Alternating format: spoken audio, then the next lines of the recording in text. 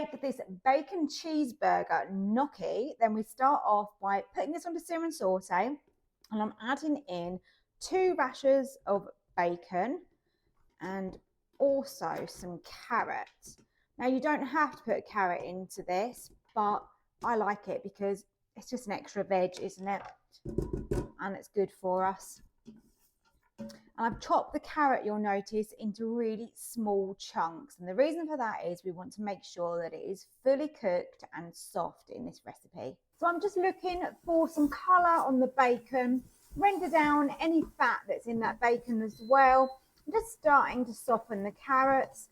The next thing we'll go in with is the beef mince and our seasonings, but I just want to get some colour on this first. Now I'm adding in my beef mince. I don't know if anybody else has bought this recently from Sainsbury's, but since they've packed the beef mince like this, it's like, as you can see, like a solid piece of beef. I mean, it is so mushed up, I suppose is the only way I can really describe it. It's not in stringy pieces like it used to be. I'm not loving it, to be honest. I preferred it how it was before, but I understand that they needed to use less plastics, and I'm all for that, of course. But yeah, anyway, the texture of this is slightly different. So if you wondered why it looks like that, that is why. Sainsbury's have changed something. So let's just sear and saute that off, brown off this beef mince, and I'll come back. So I want to add some good seasoning to this to make it taste really good. There's going to be tomatoes and stock go into this. I want a teaspoon, roughly, maybe a little bit less actually, maybe half a teaspoon of garlic granules, looks like enough. And the same again of some dried Italian mixed herbs. Now I'm not going to add any salt to this because the beef stock can be quite salty, and so is the bacon. So I don't think it's going to need any salt. But of course, some black pepper is always good. Let's keep frying this off. We are going to put this under pressure, so we are going to be able to cook this further. But I really want this beef ideally to be browned all over if we can, not necessarily cooked all the way in the middle. This is just going to need a couple of minutes more. Great, I'm happy with that. Carrots have definitely softened. Beef is got a nice amount of colour to it. Now I add in my tomatoes, which is 1 tin of tomatoes. Now I leave the meat on the bottom the same as I would do if I was cooking any pasta dish. Now to that, I'm adding my potato gnocchi. I'm just going to spread that on top. Look how cute they are on there. Look at them, little babies. Now, I need to tell you this. My gnocchi is a gluten-free one. You don't have to, of course, use a gluten-free one. I have to eat this way, so that's why I've chosen this. Now, this one, as you can see, is a 1 minute cooking time.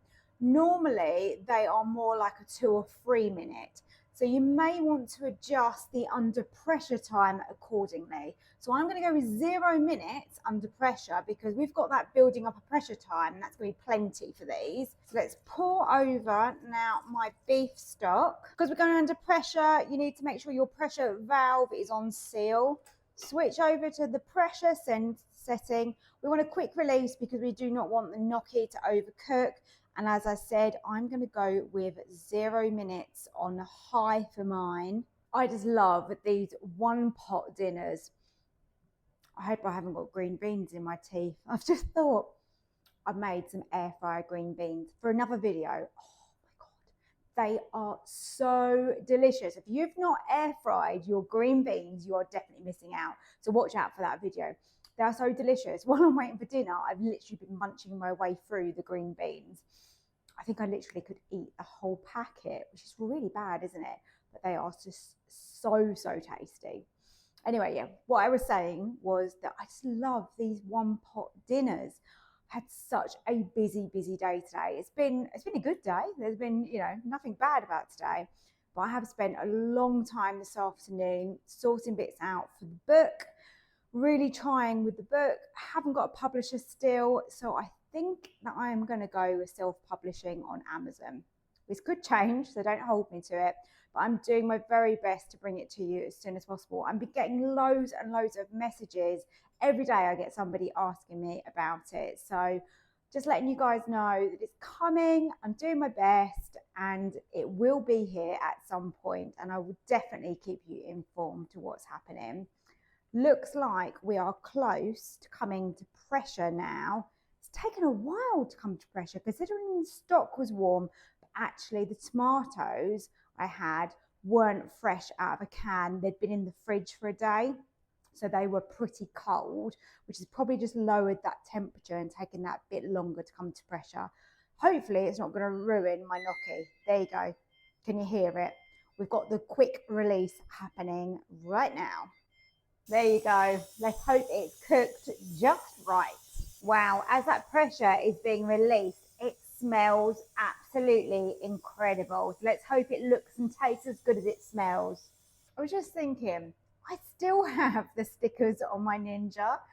Do you guys think it's really weird that I've got these stickers on here still? And have you taken yours off? Clearly this one can definitely come off. And this, I mean, it's just telling me to lift it and slide it, and I know to do that. So let me know, have you taken yours off? Right, we're ready to open. Let's go. So I've just tested one of those, and I'm really glad I went with 0 minutes because they are really soft. They're still holding their shape, but they are really soft. It is a little bit more like a soup. I've not done gnocchi in here yet, as you're probably realizing. So it's not as thick as I'd want. So use a little bit less liquid if you're making this. I do think as well, different gnocchis when they're bigger might maybe absorb a little bit more of the sauce. I'm not going to worry about it massively because it tastes great and it's still really edible, but you know what I mean? You'd rather have that thicker sauce. I'm going to add in, for some extra veg, some peas, which are just coming out of the freezer. And I'm just going to stir those through. You probably noticed that I choose peas and carrots quite a lot with these types of dishes because that's what my son really enjoys. And if it means he'll eat his veg, then I'm all for that. Okay, that looks great. It might thicken up slightly when I air fry it. I think I'm just being hopeful, aren't I? Oh, what a shame, really. Never mind. It still looks really good, and I know it's going to taste amazing. But I know you guys are really kind, and you really don't mind when I mess up because you just say that you learn from it. So hopefully you can show me your creation of this and how much you use to perfect it. Cover it with cheese. So let's air fry this for around 4 minutes. I find it normally takes to melt the cheese well. Let's portion up some of this bacon cheeseburger gnocchi. Look at that.